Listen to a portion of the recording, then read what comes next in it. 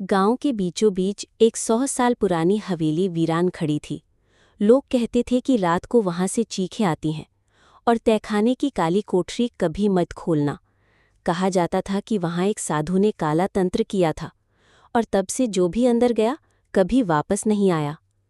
एक रात 5 दोस्त अजय, सोनू, राहुल, मनीष और विक्रम टॉर्च लेकर मजाक मजाक में हवेली घूमने चले गए। हवेली की टूटी दीवारें, जाले और चमगादड़ देखकर उनके दिल की धड़कन तेज हो गई, लेकिन वे हिम्मत दिखाते हुए तहखाने में उतरे। सामने एक बड़ा लोहे का दरवाज़ा था जिस पर मोटा जंग लगा ताला लटक रहा था।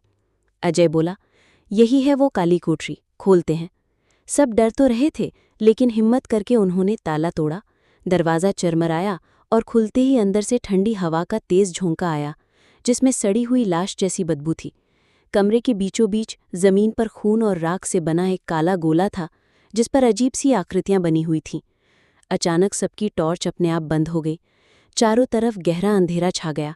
जब राहुल ने कांपते हाथों से मोबाइल की लाइट ऑन की तो सबकी सांसें रुक गईं। कमरे में 5 नहीं बल्कि 6 साए खड़े थे। छठा साया धीरे धीरे अजय की शक्ल में बदल रहा था। अब वहां 2 अजय खड़े थे, लेकिन नकली अजय की आंखें लाल अंगारों की तरह चमक रही थीं और होठों से खून टपक रहा था। दोस्त चीखते हुए भागने लगे, मगर दरवाज़ा अपने आप बंद हो गया। तभी दीवारों से खून बहने लगा और चारों तरफ एक डरावनी फुसफुसाहट गूंजने लगी। अब तुम भी यहीं रहोगे, हमेशा के लिए।